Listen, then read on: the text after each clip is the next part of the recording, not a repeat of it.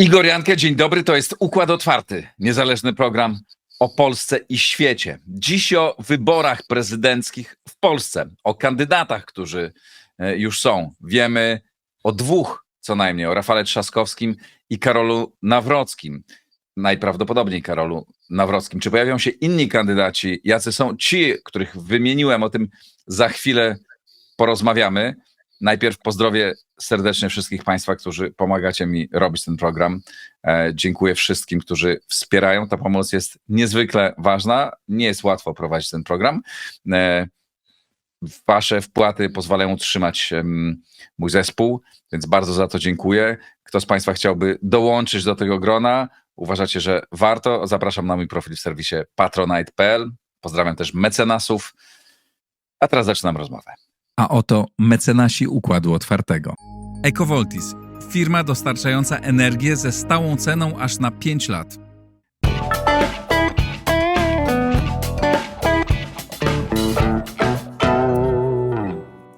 Paweł Musiałek, Klub Jagielloński, Kacper Kita, Nowy Ład. Dzień dobry. Dzień dobry. No to już wiemy na pewno, że będzie Rafał Trzaskowski z Koalicji Obywatelskiej. Wszystko wskazuje na to, że będzie Karol Nawrocki jako kandydat niezależny poparty przez Prawo i Sprawiedliwość.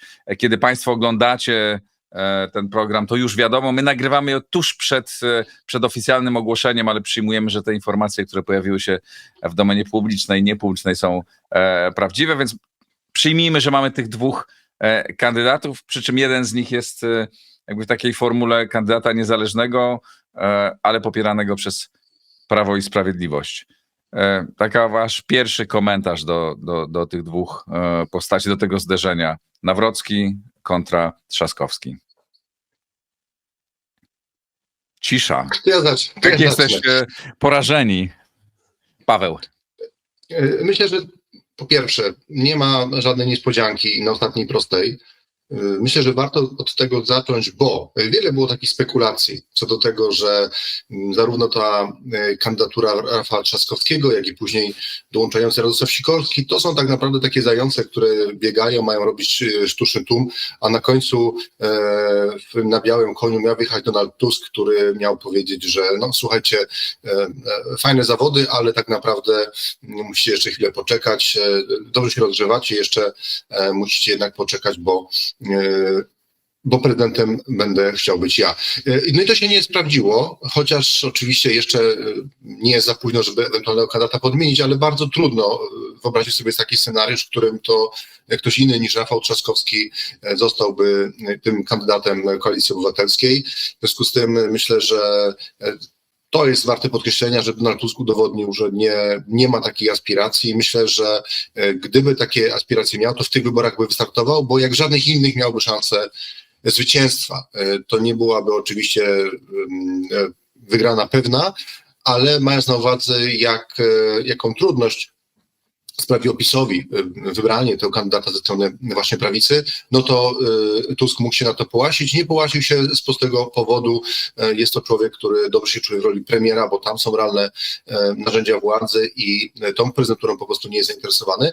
Natomiast krótko, żeby oczywiście posegmentować jakąś naszą wypowiedź pewnie na tutaj kilka bloków co do kandydata PiS-u, no to ja mam wrażenie, że nie mieliśmy po stronie PiS-u takiej sytuacji jak Platformy, że można było wybierać z dwóch co najmniej dobrych kandydatów tego jednego, tylko raczej był to wyścig taki, bym powiedział, kandydatów, nie chcę powiedzieć drugoligowych, bo to są te rozważane nazwiska, to są politycy pewnie i ważni, i którzy mogą znaczyć jeszcze w polskiej polityce dużo, ale nie wydaje się, żeby ktokolwiek, kto był rozważany na poważnie wśród kandydatów PiS-u, był takim kandydatem, o którym jednoznacznie moglibyśmy powiedzieć, to będzie faktycznie kandydat znakomity, to będzie kandydat, który nie tylko ma szansę wygrać w tych wyborach, ale jakoś później w ogóle podźwignąć ten obóz prawicy do góry i wprowadzić jakąś nową dynamikę, która spowoduje, że PiS w ogóle wróci do władzy. Myślę, że ten wybór Nawrockiego jest takim wyborem no nie chcę powiedzieć niższego zła, ale na pewno nie był to wybór taki, po którym nawet w obozie PiS-u, nawet wśród tych najbardziej twardych, oddanych wyborców Prawa i Sprawiedliwości zapanował entuzjazm. Raczej jest takie poczucie jakiejś niepewności, takie poczucie, że no sprawdzimy, ale nikt tutaj nie jest pewny tego, czy to jest na pewno dobry wybór, dlatego, że po prostu jest to osoba szeroko jeszcze po prostu nieznana, niesprawdzona w boju, szczególnie jeśli chodzi o wybory, no więc jest to bardzo duża zagadka. Kacper? To prawda. Z jednej strony wydaje się rzeczywiście, że jest ewidentne, że Tusk się nie zdecydował na start i pod tym względem jest to ciekawe. Nie wiem, czy to dlatego, że nie jest w ogóle prezydenturą zainteresowany, być może jednak ocenił, że jego start był po prostu zbyt ryzykowny, bo Platforma po roku niecałym rządów nie zdominowała sceny politycznej w takim stopniu, jak chociażby miało to miejsce, kiedy poprzednio Platforma przejęła władzę. Nie mamy efektu nowości, który dałby wyższe poparcie dla koalicji rządzącej niż to, które miała w momencie wygrywania wyborów. Więc myślę, że to jest też jedna z tych przyczyn, dla których Tusk nie zdecydował się na taki ryzykowny manewr, bo wiadomo, że on miałby szansę zebrać większy elektorat negatywny niż konkurenci. Natomiast mi się wydaje, że z tych, jeśli chodzi o kandydata Platformy, no moja osobista ocena jest od dłuższego czasu taka, że Radosław Sikorski byłby kandydatem lepszym w drugiej turze niż Rafał Trzaskowski.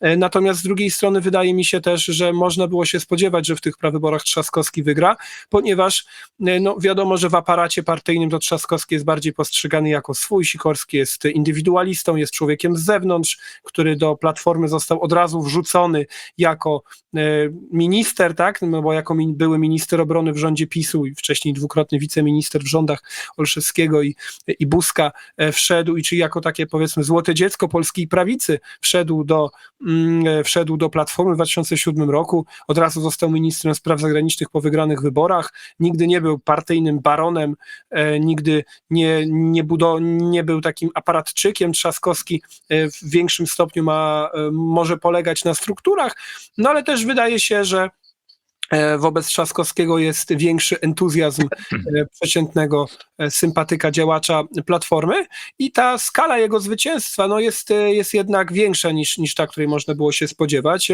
Pokazuje rzeczywiście słabość Sikorskiego jeszcze większą niż można było myśleć w aparacie Platformy. No i moim zdaniem jest, zwróćmy uwagę, że to jest wyższa porażka niż z Komorowskim 15 lat temu, gdzie przecież wówczas Sikorski wydawało się, że ma słabszą pozycję niż dzisiaj, kiedy już przecież jest najdłużej urzędującym ministrem spraw zagranicznych w historii niepodległej Polski i tak dalej. A mimo to dostał straszne wciry, mówiąc kolokwialnie. Natomiast wydaje mi się, że ten wybór jest ryzykowny pod wieloma względami. Znaczy Trzaskowski jest kandydatem, który pewnie za chwilę jeszcze do tego przyjdziemy, ale wydaje mi się, że z jednej strony jest oczywiście kandydatem, który we wszystkich sondażach zaufania i tak dalej ma wysoki wynik, który w 2020 roku zrobił to 49% przeciwko Andrzejowi Dudzie. Niemniej jest kandydatem, który wtedy został wrzucony na ostatniej prostej, który miał tylko kilkutygodniową tak naprawdę kampanię i na tle Małgorzaty Kidawy-Błońskiej nie było trudno wypaść jako ktoś budzący entuzjazm i dający szansę na zwycięstwo. Wydaje mi się, że teraz trwająca pół roku kampania może pokazać pewne ułomności Rafała Trzaskowskiego i że pod wieloma względami jest to kandydat, który oczywiście przystępuje do tych wyborów w roli faworyta, co wskazują wszystkie badania, ale wydaje mi się, że Sikorski byłby kandydatem w drugiej turze, mającym większe szanse pozyskać elektorat centrowy, czy też częściowo centroprawicowy, również częściowo elektorat Konfederacji, w sytuacji, w której Trzaskowski nie jest już pretendentem w kontrze do rządzącego od 5 lat PiS-u, tak jak w 2020 roku, tylko jest człowiekiem, który tym bardziej na przestrzeni ostatnich lat wyrobił sobie pełną rozpoznawalność i jego rozpoznawalność jest właśnie jako polityka wyraźnie kojarzonego z tym lewym skrzydłem Platformy, a poza tym polityka ewidentnie takiego warszawskiego, tym bardziej polityka salonowego, polityka nie mającego opinii osoby pracowitej, polityka różnymi rzeczami obciążonego. Radosław Sikorski też oczywiście ma ileś swoich obciążeń i ułomności, ale wydaje mi się, że prędzej byłby kandydatem, który w tej drugiej turze po długiej kampanii byłby w stanie z kandydatem PiS-u w tym najbardziej bazowym scenariuszu wygrać. Natomiast jeśli chodzi o Karola Nawrockiego, to też zgoda z Pawłem o tyle, że no, nie jest to żaden narzucający się kandydat. Pod tym względem Platforma miała łatwiejszą sytuację, miała dwóch kandydatów z bardzo mocną pozycją. Tutaj Jarosław Kaczyński na przestrzeni ostatnich miesięcy rozważył najróżniejsze warianty, nie było żadnego takiego oczywistego nazwiska, które by się wszystkim narzucało jako człowiek nie mający żadnych wad, czy jako człowiek, który zdecydowanie to on powinien być tym kandydatem. No i też niewątpliwie PiS przystępuje do tych wyborów w innym trybie. O ile Platforma wskazywała kogoś ze swojego pierwszego szeregu, jakkolwiek nie samego lidera też, bo nie Donalda Tuska, ale jednak kogoś z pierwszego szeregu, no to tutaj w przypadku PiS-u oczywiste było, że bardziej opłaca im się, albo bardzo długo było oczywiste, bo później jednak była rozważana też kandydatura Czarnka, ale raczej tak też wariant ostatecznie zwyciężył kandydata, który właśnie nie jest kojarzony z pierwszym szeregiem PiS-u, wprost przeciwnie. I pod tym względem jest to niewątpliwie pewne ryzyko, które można jakoś tam zrównoważyć tym, że teoretycznie można jeszcze zmienić kandydata do lutego, prawda, ale wydaje się to jednak mało prawdopodobne. No i wydaje mi się, że PiS dokonał ze swojego punktu widzenia, przynajmniej z tych dwóch ostatecznie rozważonych kandydatów, wyboru optymalnego. Wydaje mi się, że kandydat, oczywiście Nawrocki nigdy wcześniej nie ubiegał się o żaden urząd, nie był posłem, nie był ministrem i tak dalej. Natomiast, co go na przykład różni od Andrzeja Dudy, który jednak był posłem, był europosłem, więc wcześniej startował na prezydenta Krakowa, więc miał doświadczenie w rywalizacji wyborczej. Był w mniejszym stopniu świeżakiem niż jest nim Nawrocki, ale wydaje mi się, że Nawrocki jest kandydatem, który ma większe szanse w drugiej turze zrobić po prostu lepszy wynik niż Czarnek, zarówno jeśli chodzi o elektorat Konfederacji, który w tym bazowym scenariuszu byłby największym poletkiem do pozyskiwania. Wydaje mi się, że on będzie miał tutaj względnie dobrą szansę ten elektorat w dużej części pozyskać, ale także nie będzie obciążony w oczach elektoratu bardziej centrowego, centroprawicowego, czy też będzie miał mniejszą możliwość mobilizacji negatywnej, gdzie w przypadku Czarnka z jednej strony byłaby szansa na mobilizację pozytywną w postaci, wiadomo, ściany wschodniej, Lubelszczyzny, Podkarpacia, Podlasia i tak dalej, jakiejś tam większej mobilizacji elektoratu wiejskiego, elektoratu bliskiego PiS-owi, chociaż częściowo wobec PiS-u krytycznego, który albo nie mógł w ostatnich wyborach, albo nie zagłosować, albo zagłosować na Konfederację.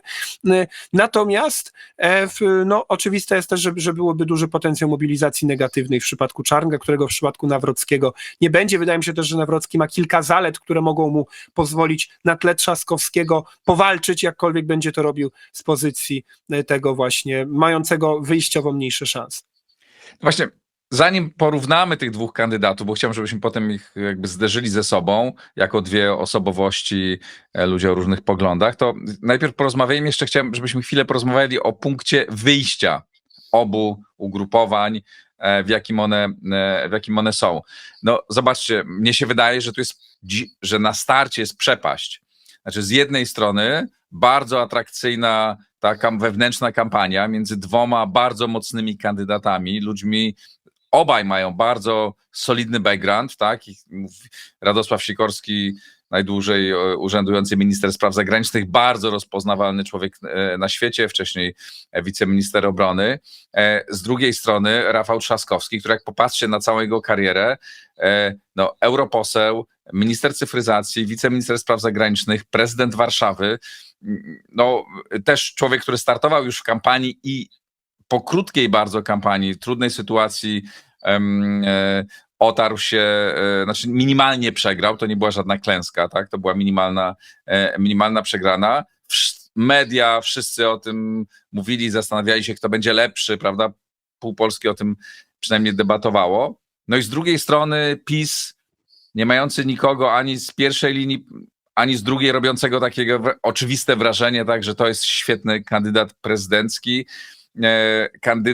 Wybrali człowieka, który być może ma potencjał, tylko że Polacy o nim nie wiedzą, tak? Po pierwsze, nawet go nie rozpoznają, który nie pełnił żadnych funkcji politycznych, tak? Jest szefem Instytutu Pamięci Narodowej, który oczywiście jest ważną instytucją, ale to nie jest frontman, tak? O którym wiemy, że ma rozmaite talenty, zdolności, ma poglądy takie, a nie inne.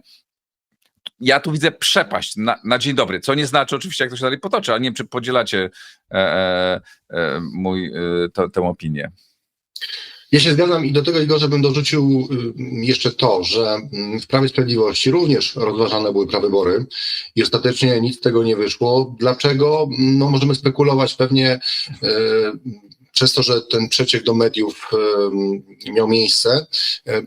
Prawdopodobnie Kaczyński zdecydował się wycofać z tego pomysłu, dlatego że uznał, że to już nie będzie żadna nowość, żadna niespodzianka, więc ten efekt świeżości takiego pomysłu został tutaj, można powiedzieć, no, nie miał miejsca, więc myślę, że na starcie, poza tym, że mamy w ogóle mocniejszych kandydatów, to jeszcze dochodzi ta premia spowodowana tym, że mieliśmy ostatnie 2 tygodnie w polskiej polityce, które toczyły się wokół właśnie tych prawyborów w Platformie.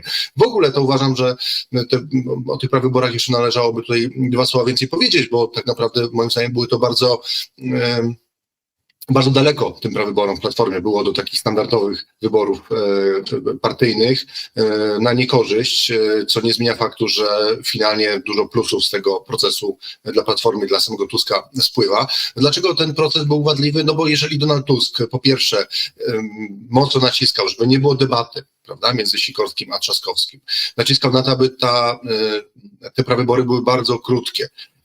Też ta procedura wyboru SMS-em, który moim zdaniem jest bardzo wątpliwy pod kątem anonimowości. I nawet jeżeli da się w jakiś sposób to zanonimizować, to sam fakt, że już w przestrzeni publicznej pojawia się taka nieufność wobec tej procedury, już tworzy pewien efekt mrożący na politykach Platformy, którzy pewnie w takiej sytuacji wspierali mocniej tego kandydata, którego podejrzewali, że jest wspierany przez Donalda Tuska, no bo nie chcieli ryzykować, prawda, innego rozwiązania.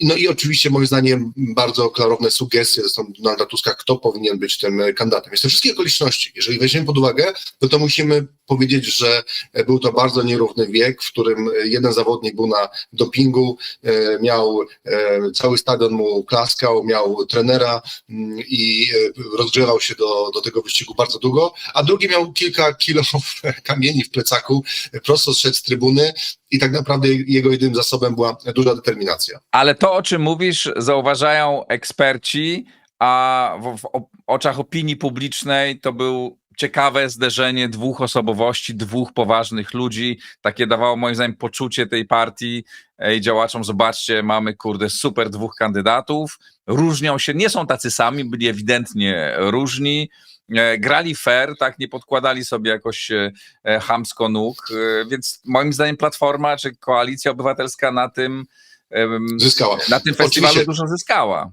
Oczywiście, ja się w 100% z tobą zgadzam i te mankamenty, o których mówię, one powinny dotrzeć do tych, którzy chcieliby jednak na tą polską politykę spojrzeć głębiej niż tylko to, co się tutaj tylko to, co widzimy na powierzchni. Natomiast masz rację, że w takim po prostu odbiorze publicznym ten proces był sukcesem i to sukcesem, myślę, takim wielowątkowym, bo z jednej strony Donald Tusk przedstawił Platformę jako partię bardziej demokratyczną, gdzie wybiera się trochę bardziej oddolnie.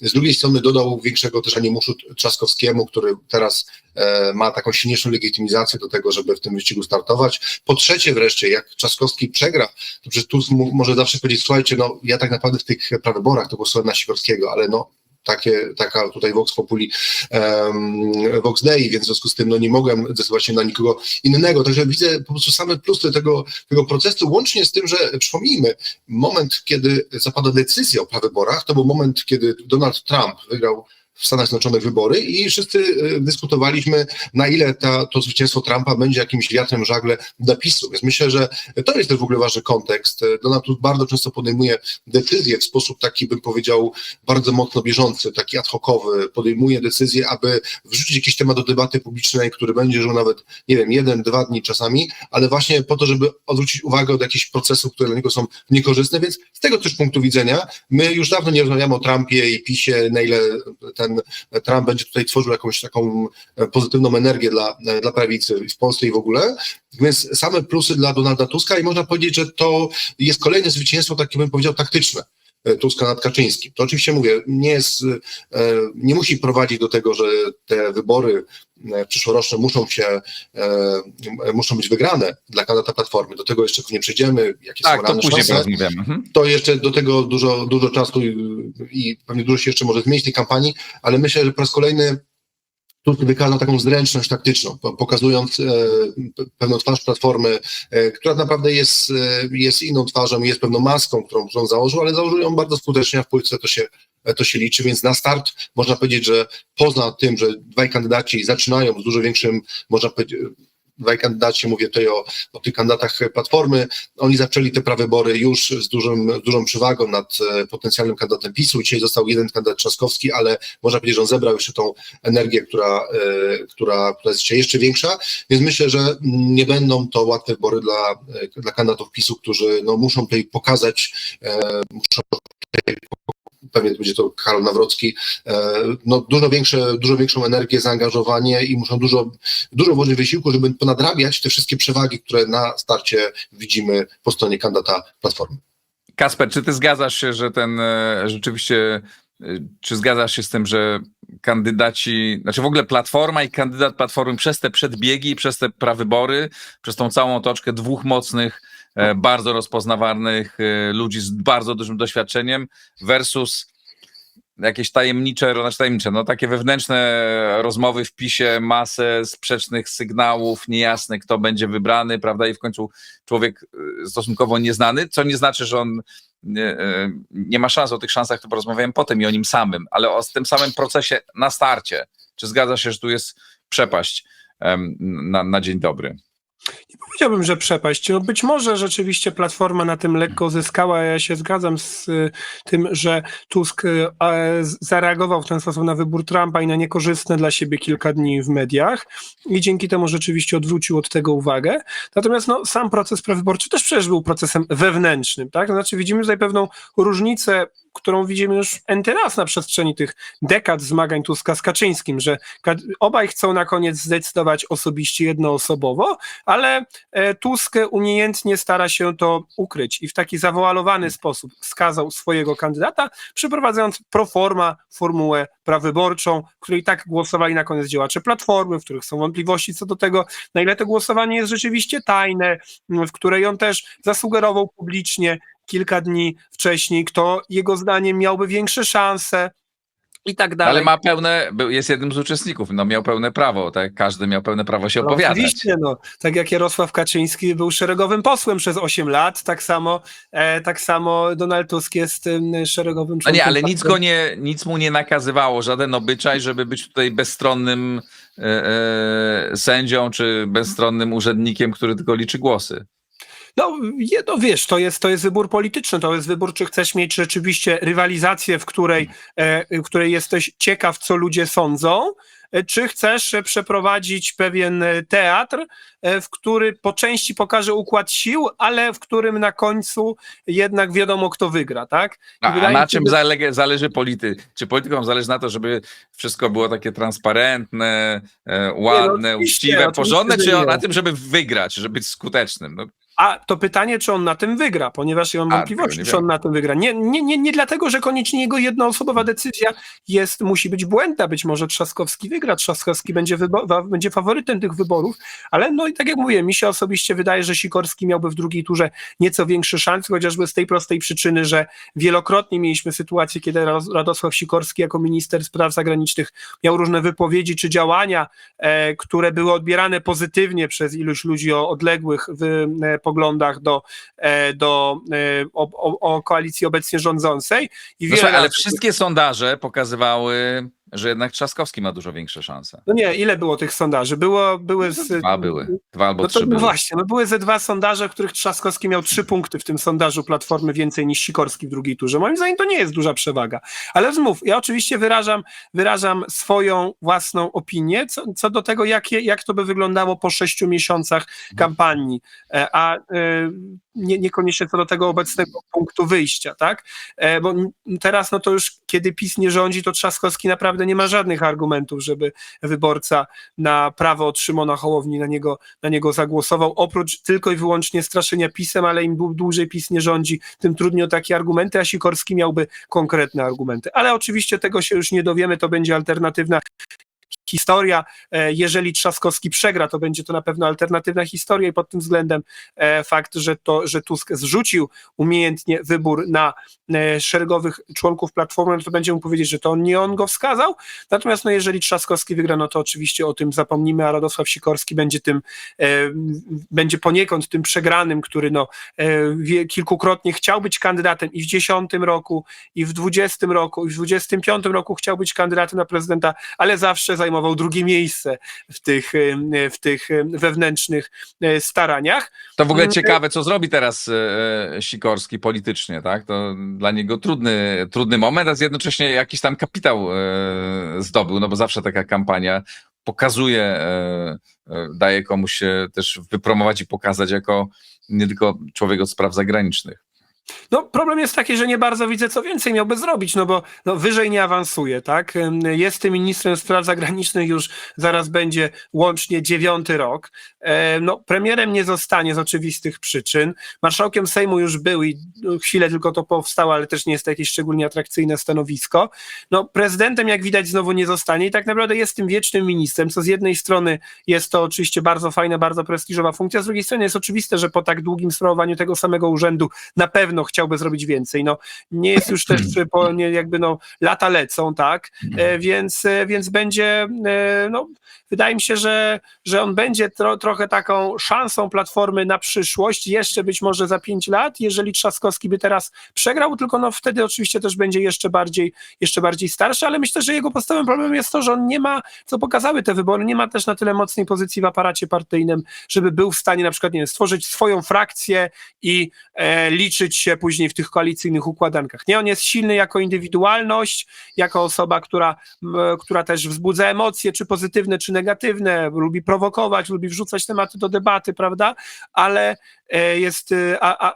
tutaj jedyne stanowisko, na które on mógłby awansować, to jest prezydent i 3. raz mu się nie udało zostać kandydatem Platformy, 3. raz nie udało mu się zweryfikować w realnych wyborach, w związku z tym zostaną nam spekulacje i pojedyncze sondaże co do tego, jakby sobie w drugiej turze poradził. Natomiast Jarosław Kaczyński, inaczej niż Donald Tusk, też chciał zdecydować jednoosobowo, ale widać, jak to Jarosław Kaczyński uznał, że jakakolwiek procedura prawyborcza byłaby ryzykowna, nawet jeżeli byłoby de facto wskazanie, kto ma wygrać, to wtedy byłoby to nadmierne ryzyko. Poza tym pamiętajmy, że kiedy mówiło się o tych prawyborach w PiS-ie, to mówiło się, że one byłyby po to, żeby zalegitymizować Czarnka, tak? Bo w głosowaniu działaczy PiS-u, to zapewne wygrałby Czarnek jako swój, tak? A nie Nawrocki. Więc wydaje się, że to po prostu też wynika z tego, że Jarosław Kaczyński uznał jednak ostatecznie, że to Nawrocki, a nie Czarnek ma większe szanse.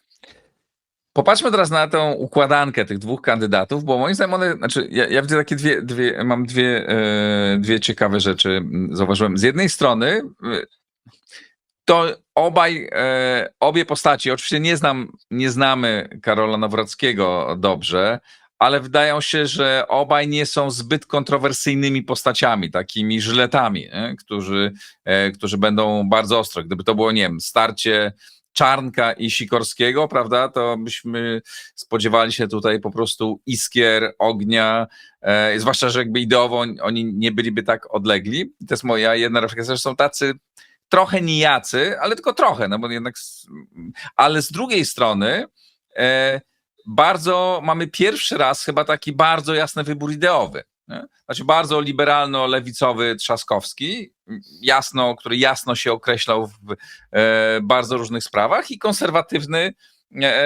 Karol Nawrocki, nie? Że będzie taki bardzo jasny wybór, przy czym obaj nie są postrzegani chyba jako, Karol Nawrocki ma tę wadę, ale razem zaletę, tak, że nie ma bagażu. Tam próbowałem poprzyklejać rozmaite rzeczy, ale moim zdaniem to akurat nie są rzeczy, które się do niego przykleją. Nie ma bagażu takiego ściągającego go na dno i takiego człowieka, który budzi bardzo dużo kontrowersji. Nie? Bardzo jasno określeni dwaj różni kandydaci, ludzie o wrażliwości lewicowej, liberalnej, dla nich to będzie jasne, dla konserwatystów też będzie jasne, na kogo głosować. Nie wiem, czy się z tym zgadzacie. I tak, i nie, bo myślę, że cała praca Rafała Trzaskowskiego i jego zaplecza podczas tych wyborów będzie polegała na tym, żeby pokazać się trochę z innej strony. Rafał Trzaskowski jest świadomy tego, że przez wielu Polaków jest identyfikowany jako ten od zdejmowania krzyży w urzędach, jako ten od ekipy z Silent Disco na Campus Polska. Więc myślę, że to są takie momenty, które sztab Trzaskowskiego doskonale zidentyfikował jako zagrożenie. Pytanie, czy skutecznie będzie w stanie Trzaskowski pokazać siebie jako prezydenta potencjalnie też dla tych Polaków, którzy nie mają takiej właśnie wrażliwości lewicowo-liberalnej. Też myślę, że nie ma żadnego powodu, żeby prognozować, że kampania Trzaskowskiego, którą on miał w czasie wyborów prezydenckich w Warszawie, będzie tą samą kampanią, co w czasie wyborów tutaj w całej Polsce. To wszyscy wiemy doskonale, że Warszawa jest największym miastem, też progresywnym. W związku z tym naturalne jest to, że te akcenty tutaj inaczej Trzaskowski kładł w stolicy. Ale pamiętaj, że ma za sobą ogólnopolską kampanię 5 lat temu z bardzo dobrym wynikiem. Przecież minimalnie. To prawda.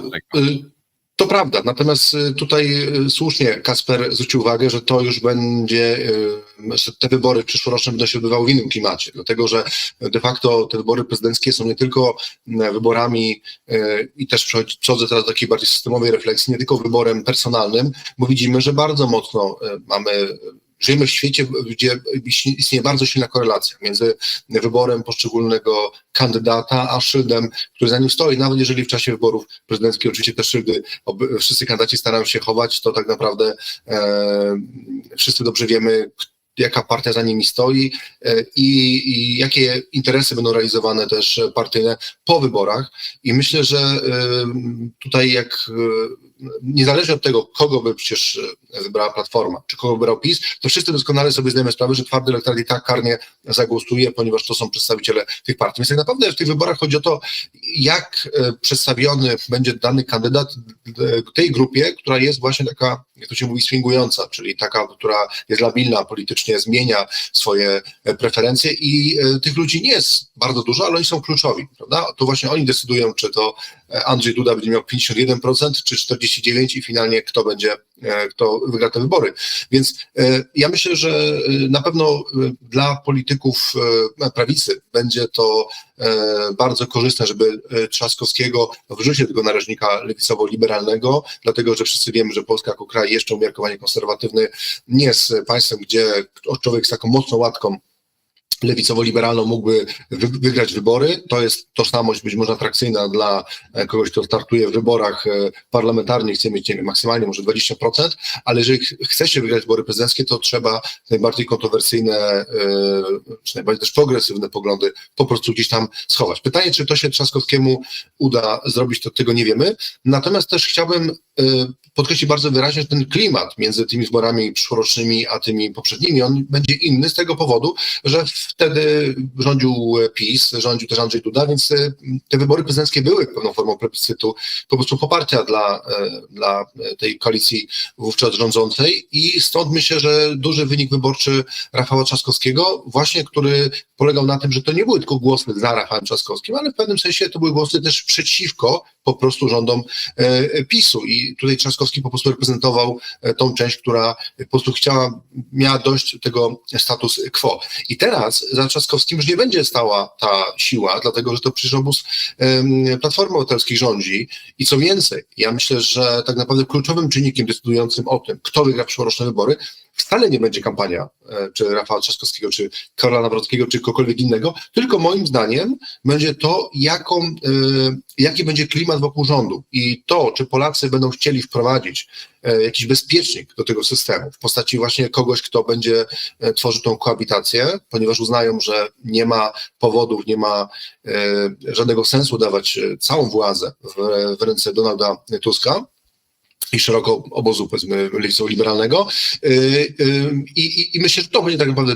decydujące. I dzisiaj ta trajektoria dla właśnie Platformy jest niekorzystna. Z jednej strony mówię Ci gorzej, ja się z tym zgadzam, że kandydat Platformy, czy to byłby Sikorski, czy to byłby Trzaskowski, ma na samym początku pewien, nazwijmy to handicap, pewną przewagę w postaci własnego dorobku i tych prawyborów, które dały tutaj taką dodatkową energię, ale z drugiej strony tym plecakiem z kamieniami, który będzie Trzaskowski z którym będzie musiał biec, jest to, że ten rząd cieszy się coraz mniejszą sympatią. Widać bardzo wyraźnie, że liczba zwolenników tego rządu mocno stopniała od czasu, kiedy ten rząd został stworzony. Po prostu ten rząd rozczarowuje na wielu poziomach i ja myślę, że to jest tak naprawdę kluczowe zmartwienie Trzaskowskiego, czy da się w przeciągu kolejnego roku jeszcze zatrzymać ten poziom poparcia dla rządu, który jest teraz.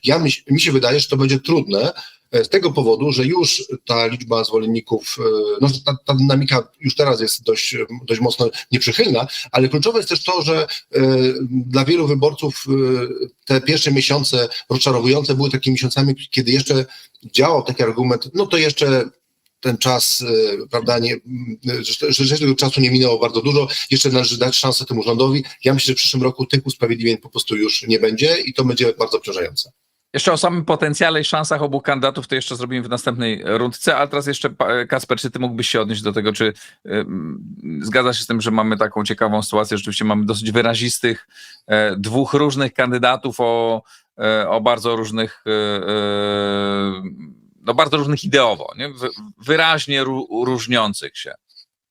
Tak, zgadzam się, że są to kandydaci wyraźnie różniący się, chociaż Trzaskowski jest kandydatem bardziej dookreślonym z oczywistych przyczyn. On jest prezydentem Warszawy od 6 lat, był kandydatem w poprzednich wyborach prezydenckich, no i on jest tak naprawdę takim wręcz reprezentantem w oczach społeczeństwa tego właśnie progresywnego, bardziej lewicowego skrzydła Platformy Obywatelskiej. Karol Nawrocki jest kandydatem, który jeszcze się nie dookreślił.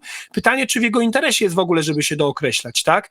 Wydaje mi się, że no, jak popatrzymy sobie na to, jak wygrywał Andrzej Duda w 2015 i w 2020 roku, to za każdym razem Andrzej Duda wygrywał, to były też, zwróćmy uwagę, bardzo różne zwycięstwa w 2015 i w 2020 roku, zwłaszcza jak popatrzymy sobie na grupy wiekowe, to w 2015 roku Andrzej Duda grupą, w której miał najwyższe poparcie, byli najmłodsi, 18-29 lat, tam ponad 60% przeciwko Komorowskiemu zagłosowało, a wśród wyborców powyżej między 30 a do najstarszych już nie było dużych różnic, była minimalna tylko przewaga albo Dudy, albo minimalna przewaga Komorowskiego. No i też jak popatrzymy sobie na elektoraty kandydatów z pierwszych tur, no to Duda miał po 73%, ja to liczyłem kiedyś, głosów kandydatów, którzy później utworzyli Konfederację i 40% wyborców PSL-u z pierwszej tury. W 2020 roku było to inna wygrana, mimo tego, że i wtedy Duda wygrał z minimalną przewagą, chociaż wygrał. Była to wygrana oparta w taki powiedzielibyśmy już klasycznie pisowski sposób, czyli przede wszystkim najstarsi, im starsi, tym więcej głosów im starsza grupa wiekowa, tym więcej głosów na PiS. Wyraźna różnica między mającymi mniej i więcej niż 50 lat i też wreszcie, no, jeśli chodzi o wyborców mniejszych partii, no to od wyborców Krzysztofa Bosaka tylko 52%, a od kandydata PSL-u tylko 20 kilka procent. No ale wtedy Andrzej Duda startował z zupełnie innego pułapu, bo startował z pułapu 43% w pierwszej turze. Co więcej, więc potrzebował dużo mniej dobrać, no ale też wreszcie Rafał Trzaskowski, wówczas jako ten pretendent, startował to, o czym mówił Paweł, w zupełnie innych okolicznościach. W okolicznościach, w których i tak było wiadomo, że PiS będzie rządził kolejne 3,5 roku i PiS był u szczytu swojej potęgi, jeśli chodzi o poparcie, tak jak powiedziałem, miał poparcie rzędu 40 kilku procent. Andrzej Duda też był jako reprezentant tego obozu, miał bardzo wysokie poparcie, już wyjściowo w pierwszej turze. Dzisiaj żaden kandydat nie może liczyć na to, żeby dostać tak dobry wynik w pierwszej turze, jak wtedy Andrzej Duda miał w pierwszej. I w tej sytuacji bardzo wielu ludzi, myślę, było w stanie zagłosować na Rafała Trzaskowskiego na zasadzie właśnie takiego bezpiecznika, na zasadzie, że no i PiS i tak będzie rządził, a PiS-u z różnych przyczyn nie lubimy, ponieważ po 5 latach ludzie od skrajnej prawicy po centrum, ludzie, którzy mogli wcześniej na PiS patrzeć z jakąś tam sympatią, mogli być tym PiS-em następnie rozczarowani z różnych przyczyn i zagłosować na Trzaskowskiego z zaciśniętymi zębami na zasadzie, że no on i tak przecież żadnych tych swoich lewicowych rzeczy nie wprowadzi będąc prezydentem, a PiS-owi będzie coś czasem wetował. Tak? Pamiętam, że taka była narracja na przykład części wolnorynkowych zwolenników Konfederacji, że no przecież Trzaskowski i tak tam LGBT nie wprowadzi jako prezydent, a może zawetuje tam podwyżki podatków. podatków, prawda? Tego typu argumentacja mogła się pojawiać u różnych ludzi, z różnych przyczyn niechętnych PiS-owi po 5 latach rządów. Natomiast teraz sytuacja jest odwrotna. To Platforma rządzi i będzie rządzić przez kolejne kilka lat prawdopodobnie, a prezydent bezpiecznik może być z drugiej strony, tak? Więc Trzaskowski nie ma już tego argumentu, który mu na pewno w drugiej turze w 2020 roku pomagał, tak? Chociaż oczywiście trzeba pamiętać, że ten wynik w 2020 roku był bardzo dobry, była to najmniejsza porażka w III Rzeczpospolitej, tak? No tylko była to jednak porażka. Nie mieliśmy wcześniej w Polsce sytuacji, żeby ktoś kto raz przegrał w drugiej turze, znowu startował i wygrał. W ogóle nie mieliśmy sytuacji, żeby ktoś, kto raz przegrał w drugiej turze, znów się znalazł w drugiej turze. Co więcej, Trzaskowski przez te 5 lat tylko przesunął się na lewo, a widzieliśmy i w 15, i w 20 roku i dzisiaj widzimy, że Lewica jest z partii parlamentarnych w Polsce w słabej sytuacji, a wybory prezydenckie to są te, w których ona radzi sobie najgorzej, tak? Jej kandydaci w 15 i 20 roku dostali zaledwie 2% i teraz pewnie będzie też to zaledwie kilka procent, tym bardziej jeżeli byłoby więcej niż jedna kandydatka na Lewicę, a to też jest przecież możliwe, że wystartuje Pola Matysiak. Trzaskowski moim zdaniem tylko jest dodatkowo obciążony chociażby tymi krzyżami, czego nie miał w 2020 roku i różnymi innymi rzeczami. No i oczywiście on będzie na pewno próbował tam wykonywać różne gesty, tak jak wtedy między pierwszą a drugą turą miał te różne śmieszne wypowiedzi w rodzaju właśnie, że no się w gruncie rzeczy z wyborcami Janusza Korwin-Mikkego zgadza w sprawach gospodarczych, prawda, albo że mógłby pójść na Marsz Niepodległości. No jak wiemy teraz jako prezydent Warszawy w ostatnich latach raczej starał się Marsz Niepodległości zablokować, więc tym bardziej będzie mniej wiarygodny w tego typu szpagatach. Karol Nawrocki z kolei w jego interesie będzie właśnie, żeby się za bardzo nie dookreślić, o tyle, że on musi pozyskać i wyborców Konfederacji, i część wyborców centrum, ale także nie zmobilizować nadmiernie tych wyborców z różnych przyczyn rozczarowanych Platformą, ponieważ oczywiste jest, że wielkie znaczenie będzie miała frekwencja. Tak? Zwróćmy uwagę, że te wybory w 2020 roku, czyli poprzednie wybory prezydenckie, to była też naprawdę wysoka frekwencja. Tak? Andrzej Duda wygrał drugą kadencję mając 68% frekwencji, a pierwszą kadencję 55%. To jest gigantyczna różnica. I tutaj jest też pytanie, na ile uda się Platformie utrzymać tę frekwencję, która była w 2023 roku w październiku na poziomie 3/4 głosowania. No, byłaby to teoretycznie wybory prezydenckie sprzyjają wysokiej frekwencji, ale wydaje mi się, że i to jest znów pewna przewaga Nawrockiego nad Czarnkiem, że jest szansa, że mniej tych wyborców rozczarowanych z różnych przyczyn Platformą zmobilizuje się na zasadzie antyPiS, niż gdyby był to inny kandydat. Z tym, że też pamiętajmy, że to nie będzie tak, moim zdaniem to jest oczywiście to, co mówi Paweł, że są ci wyborcy w centrum, to jest taka powiedzmy standardowa narracja Klubu Jagiellońskiego, że zawsze ta centroprawica zdecyduje w Polsce raz w tą, raz w drugą stronę. Oczywiście po części tak jest, tak Paweł Kukiz i tak dalej, ale też nie jest to jedyna grupa, tak? No, będzie pytanie właśnie o mobilizację wyborców wiejskich, którzy byli z PiS-em częściowo rozczarowani, na przykład na ścianie wschodniej właśnie w 2023 roku. Będzie pytanie o to, co zrobią wyborcy Konfy, będzie pytanie o to, na ile zmobilizują się wyborcy rozczarowani Platformą po 1,5 roku rządów, którzy na nią zagłosowali po prostu dlatego, że nie chcieli kontynuacji rządów PiS-u, więc tych czynników będzie bardzo wiele, no i frekwencja będzie tutaj bardzo, bardzo ważna. Teraz mam do was prośbę o pokazanie 3 silnych, czy tam kilku silnych, kilku słabych stron obu kandydatów w miarę krótko. Gdzie widzicie ich potencjał i gdzie widzicie ich obciążenie, konkretnie Rafała Trzaskowskiego i Karola Nawrockiego. Pawle. Tutaj pewnie przy Trzaskowskim nie będzie niespodzianki, bo pierwsze doświadczenie w ogóle polityczne i myślę, że start już w wyborach prezydenckich, więc to doświadczenie, można powiedzieć, jest rozciągnięte nie tylko o w ogóle rywalizację wyborczą, tylko stricte w tych wyborach prezydenckich już wie, czym to pachnie. Po drugie, myślę, że ta prezencja, która dla wielu wyborców jest ważna, szczególnie w wyborach prezydenckich, to znaczy Polacy wybierają prezydenta też mając w tyle głowy, czy to będzie osoba, którą my byśmy chcieli pokazać za granicą jako twarz Polski. Więc w tym sensie na pewno te walory, bym powiedział, też estetyczne w przypadku Trzaskowskiego odgrywają jakieś znaczenie. Trzecia kwestia to myślę, że To myślę, że to jest format intelektualny. No, Rafał Trzaskowski jednak jest osobą, która jest w polityce już długo, ale też wcześniej przecież jest doktorem, jest wykształcony w kierunku właśnie spraw międzynarodowych, spraw europejskich, więc myślę, że w tych różnych debatach dotyczących spraw międzynarodowych, których pewnie nie zabraknie, myślę, że on ma tutaj też taką swobodę, więc ta przewaga Sikorskiego oczywiście jest przewagą pewnego doświadczenia w tych sprawach dyplomatycznych, ale tutaj Trzaskowski też ma moim zdaniem całkiem dobrą kartę, na pewno dużo silniejszym niż Nawrocki.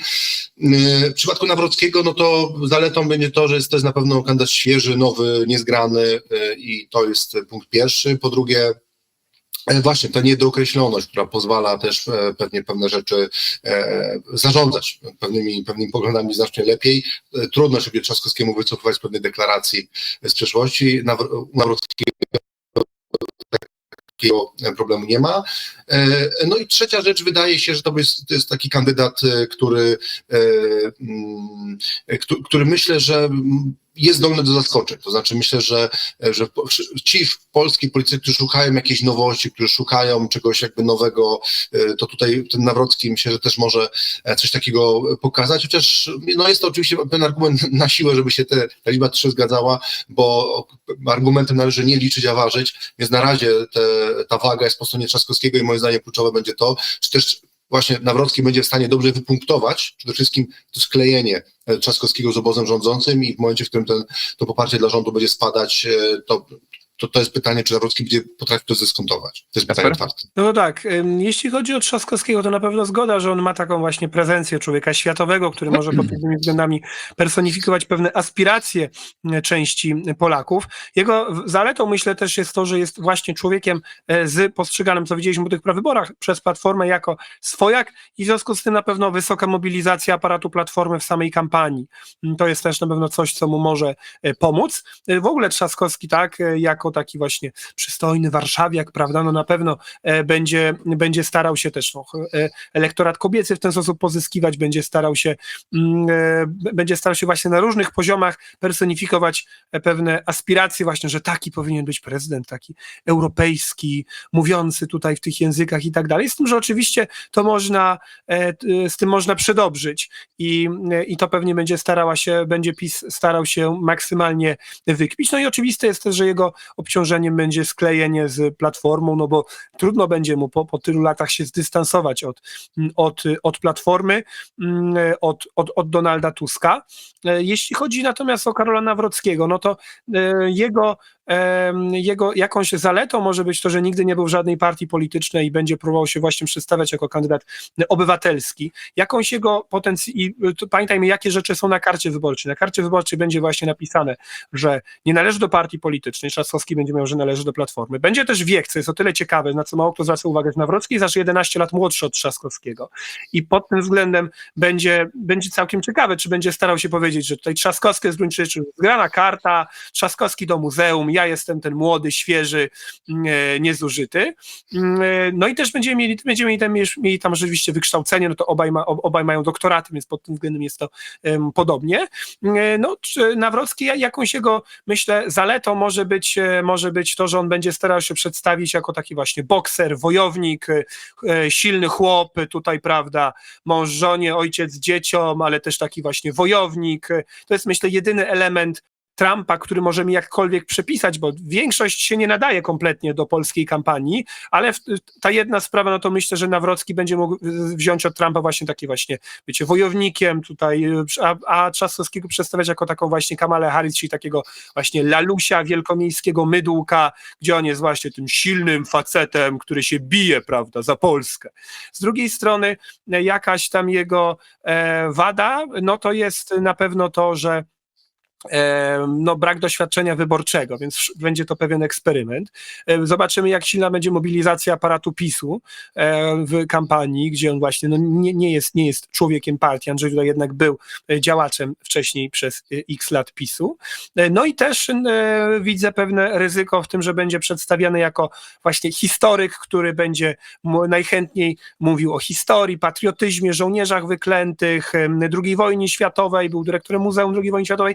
no i że będzie próba przedstawienia go właśnie jako takiego kandydata przeszłości. Tutaj znów odwołam się do swojej Francji, prawda, w 1974 roku słynne wybory prezydenckie, słynne zderzenie, gdzie właśnie Giscard powiedział Mitterrandowi, że pan jest człowiekiem przeszłości, jestem człowiekiem przyszłości. I Trzaskowski właśnie jako taki polski Giscard, jako właśnie taki dynamiczny, progresywny, europejski, będzie na pewno starał się przedstawić Nawrockiego jako kogoś, kto jest właśnie w stanie gadać o takich abstrakcyjnych tematach patriotycznych i przeszłościowych, a on tutaj, prawda, rozwiązuje problemy Polaków i będzie na pewno wyzwaniem dla Nawrockiego, no bo on całe życie był historykiem, jest historykiem, tak? Całe życie jego zadaniem było mówić o patriotyzmie i historii.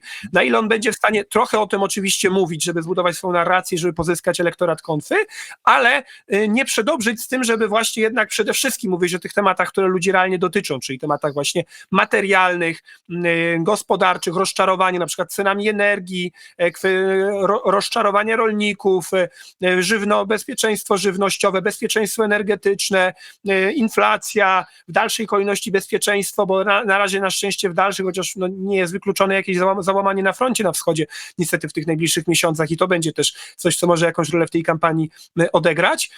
No więc to jest, myślę, pole, na którym on będzie jakoś tam przez Trzaskowskiego atakowany, no i też na pewno ten brak doświadczenia w sprawowaniu funkcji stricte politycznych też będzie za to atakowany, ale to będziemy mieć obosieczne, bo on będzie mógł mówić, a jestem świeży, prawda, ja jeszcze niczego nie spaprałem. Na koniec porozmawiajmy o pozostałych kandydatach, bo w tych wyborach kandydatów będzie więcej.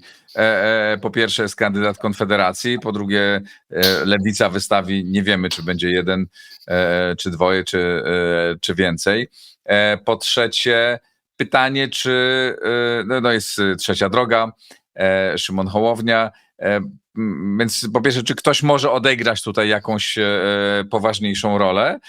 No i jeszcze pytanie takie, czy pojawi się, czy może się pojawić jakiś kandydat, o którym nie wiemy. No, było przecież bardzo głośno, wymieniało się rozmaite nazwiska, tak? Rajmund Andrzejczak, Dorota Gawryluk, szef Biura Bezpieczeństwa Narodowego. Pojawiały się, nie wiem, nawet Krzysztof Stanowski, tak, powiem, to pewnie był happening, ale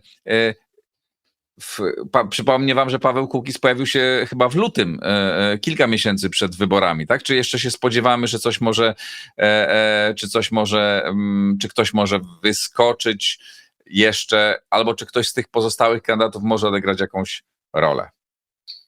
Na pewno, jeżeli pytasz, Igor, czy ktoś inny niż Trzaskowski i Nawrocki ma szansę dostać się do drugiej tury, ja bym powiedział, że ta szansa jest minimalna, ponieważ, tak powiedziałem na początku, jednak to głosowanie po linii partyjnej jest takim dominującym czynnikiem, nie jedynym, ale który na pewno myślę, że tworzy taką sytuację, w której w tej drugiej turze bardzo prawdopodobne jest spotkanie Trzaskowskiego i Nawrockiego. Musiałby się zdarzyć jakiś absolutnie Armagedon w kampanii czy obecnego prezydenta Warszawy, czy prezesa IPN-u, żeby tak się nie stało. Natomiast myślę, że ta rola tego trzeciego może być ważna, dlatego że ten trzeci kandydat, jeżeli się pojawi, jeżeli on zbierze takie emocje społecznej głosy i on będzie właśnie bardziej bliżej jednej lub drugiej strony, to później ten transfer tych głosów od tego kandydata do któregoś z tych dwóch głównych, on będzie miał znaczenie. I tak jak myślę, nie byłoby zwycięstwa Andrzeja Dudy, gdyby nie Paweł Kukiz, który był takim mostem, prawda, od rozczarowanych wyborców Platformy, którzy zagłosowali za Kukizem i już dokonali pewnego ważnego psychologicznego przeskoczenia. To znaczy, po pierwsze, nie zagłosowali za swoim kandydatem, za którym głosowali wcześniej, zagłosowali za kimś nowym i kiedy już raz się wejdzie psychologicznie taką ścieżkę odejścia, to później łatwo jest zrobić ten kolejny krok i właśnie zagłosować na kogoś już po drugiej stronie barykady, czyli w tej drugiej turze na Andrzeja Dudę. Czyli mówiąc krótko, trudno jest wyborcom dokonać takiej totalnej wolty i zagłosować, przejść z kandydata Platformy do PiS-u bezpośrednio. Trzeba tutaj jakichś pośredników i właśnie czy Paweł Kukiz, czy Szymon Hołownia, czy tego typu kandydaci bardzo często taką rolę pełnili. I ja myślę, że te wybory są absolutnie bardzo dobrą okazją do tego, aby taki trzeci kandydat się pojawił i zebrał dobry wynik, dlatego że, tak jak powiedziałem, poparcie dla rządu słabnie. Nie wydaje się, żeby ten rząd szykował w szufladach jakieś świetne projekty, które spowodują, że w najbliższych miesiącach on będzie działał dużo lepiej niż działał wcześniej, a z drugiej strony wydaje mi się, że kondycja PiS-u też nie jest najlepsza. Też widzę, że PiS w opozycji raczej powtarza pewne błędy Platformy. Nie widać tam świeżości, nie widać tam otwartości, raczej takie poczucie trzeba przeczekać i być może z jakimś wsparciem czy Donalda Trumpa, czy jakiś powiewu szczęścia nam się uda wrócić do władzy, oczywiście wcześniej wygrywając wybory prezydenckie, więc ja myślę, że w takiej sytuacji, w której mamy tak naprawdę problemy po jednej i po drugiej stronie, ten trzeci kandydat byłby świetnym kandydatem, żeby zagospodarować tak zwany segment wyborców CPK. Oczywiście mówię tutaj o takim przysłowiowym wyborcy CPK, dlatego że oczywiście ci zwolennicy są w różnych partiach, ale chodzi o taką grupę ludzi, która raczej nie myśli partyjnie, a myśli prorozwojowo i szuka jakiegoś wyjścia awaryjnego z tego systemu, szuka jakiegoś zhakowania, można powiedzieć, z tego systemu. Natomiast pytanie, czy taki trzeci kandydat się objawi, na razie myślę, że nie ma potrzeby, aby on się objawiał już teraz, więc nawet jeżeli ktoś ma takie plany, to wcale nie dziwię się, że jeszcze nie poznaliśmy tego kandydata, dlatego że naprawdę te kilka miesięcy jest wystarczające do tego, żeby mieć takie mocne wejście, szczególnie, że już pewnie jakieś pierwsze tutaj potyczki między tymi głównymi kandydatami będą miało miejsce, pierwsze zmęczenie i myślę, że takie wejście na tą ostatnią prostą, tak jak to miało miejsce z Pawłem Kukizem, który dosłownie dostał tą windę wyborczą w 2015 roku, dosłownie na kilka tygodni przed wyborami. Więc myślę, że tutaj może być podobnie. A jak pytać Igorze, kto z takich ludzi miałby największą szansę, no to pewnie na przykład Jacek Siewiera, którego wymieniłeś z poparciem już nie PiS-u, ale PSL-u. Myślę, że to jest jakby coś, co mogłoby się wydarzyć. Właściwie wiem, jak to jest prawdopodobne. I myślę, że Paulina Matysiak, jako właśnie przedstawiciel tej partii CPK, jeżeli partia Razem by nie wystawiła, to myślę, że to byłaby kandydatka, która byłaby zupełnie nieoczywista i myślę, że miałaby szansę zebrać głosy też nielewicowych wyborców, bo ostatnio mam wrażenie, że jest dużo bardziej modna w prawicowym segmencie odbiorców niż po lewej stronie. Czy Krzysztof Stanowski, czy Rajmon Andrzejczak, tego nie wiem, ale to też na pewno nazwiska, które mogłyby liczyć na solidne procenty, jeżeli by tą kampanię dobrze przeprowadziły, to myślę, że mogliby namieszać. Także patrzmy na tego trzeciego kandydata, bo on naprawdę może być tutaj istotny, nie dlatego, że wygra te wybory, ale dlatego, że może wpłynąć na to, kto wygra, a też po tych wyborach może założyć, prawda, nową partię. Wielokrotnie tak było w przeszłości, kiedy to od wyborów prezydenckich zaczynała się przygoda formacji, czy to mówimy o formacji Kukiza, czy mówimy o formacji Hołowni, czy innych przykładów. Uważacie, że taka ta formacja prorozwojowa, taka właśnie CPK-owa, tak,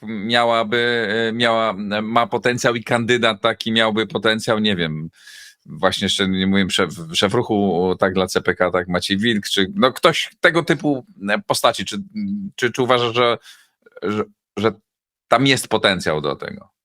Ja uważam, że jest potencjał spokojnie 10% do zebrania. Pytanie oczywiście, czy są pieniądze, czy są zasoby, czy nie będzie jakiejś tragedii w czasie kampanii, ale moim zdaniem na dzisiaj absolutnie szansa na trzecie miejsce wśród kandydata, który w ogóle przychodzi znikąd, jak słynny Stan Tymiński, to jak najbardziej ta szansa jest.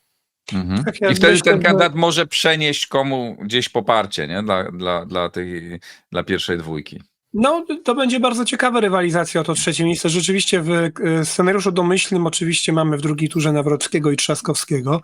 Natomiast no, kampania jest na tyle długa, że niczego nigdy nie można wykluczyć, no i nie można wykluczyć jakichś rażących błędów po stronie któregoś z tych dwóch kandydatów, które otworzyłyby przestrzeń dla kogoś trzeciego, jakkolwiek wydaje się to mało prawdopodobne, to nie można tego całkowicie wykluczyć. Wspomniał tutaj Paweł, ty Igor zresztą też o CPK, no to jest kolejne obciążenie Rafała Trzaskowskiego, że on jako prezydent Warszawy włączył się w ten spór właśnie przeciwko CPK i myślę, że generalnie jego jakimś obciążeniem jeszcze jednym może, na które warto zwrócić uwagę na koniec, jest to, że będzie par excellence kandydatem warszawskim, tak? W 20 roku dopiero co został tym prezydentem Warszawy. Teraz jest powszechnie kojarzony jako właśnie warszawiak, który no właśnie jest pod każdym względem taki warszawski, taki właśnie wielkomiejski, stołeczny laluś, prawda? I pod tym względem jakaś tam emocja prowincji w kontrze do tego może być prowadzona, bo przynajmniej może być to próbowane. No i też mówił tutaj Paweł o tym, że poparcie dla rządu może sporać. Nie wiem, czy koniecznie poparcie dla rządu jako takie, ale pewna krytyczna ocena tego rządu, tym bardziej, że argumentem, którego rząd nie będzie miał, jest to, na co oni nie liczyli, czyli że oni będą mieli takie różne wspaniałe projekty, które będą podsuwać, a zły prezydent Andrzej Duda im je zawetuje. Prawda jest taka, że w ogromnej liczbie spraw tych wet prawie nie było przez ten rok, zwróćmy uwagę. Praktycznie zwykle jest tak, że albo oni podsuwają mu jakieś mało kontrowersyjne rzeczy, a on je podpisuje, albo jakieś takie bardziej kontrowersyjne rzeczy, to oni się kłócą między sobą, nie są w stanie tego przeprowadzić przez Sejm. W związku z tym prezydent Duda nie ma czego zawetować. W związku z czym nawet nie ma tego argumentu, musimy zdobyć prezydenturę, bo zły Andrzej Duda nam nie pozwala tutaj. No nie, bo i to jest, myślę, problem, z jakim oni też będą się trochę mierzyć. Jeśli chodzi stricte o tych kandydatów trzecich, no to symptomatyczne jest, że chyba nie wymieniłeś Igor Szymona Hołowni. Wszyscy o nim zapomnieli, mimo że chłopiec marszałkiem Sejmu. Natomiast no i pewnie rzeczywiście jego szanse na zdobycie mniej niż kilka procent są ograniczone. Tym bardziej, że może być natrzęsienie tych różnych trzecich kandydatów. Oczywiście jest Sławomir Mencen, który jest kandydatem Konfederacji i zapewne nim będzie i który będzie starał się być takim kandydatem właśnie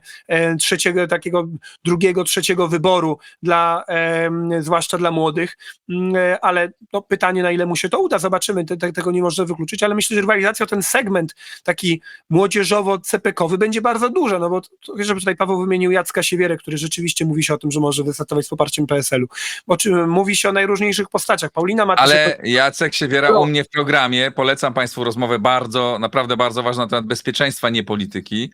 Mówiliśmy o zagrożeniach, rozmawiałem z Jackiem Siewierą kilka dni temu. Super rozmowa, naprawdę, polecam, jeśli nie obejrzeliście, ale go zapytałem na początku i on zdecydowanie powiedział, że nie ma zamiaru. No ale wiesz, jeżeli Polska poprosi, to już nie takie rzeczy się zdarzały. Polacy będą dobijać się do niego do domu i mówić: panie generale, proszę startować. Jacek Siewiera nie jest generałem, ale może zostanie jeszcze. Wszystko przed.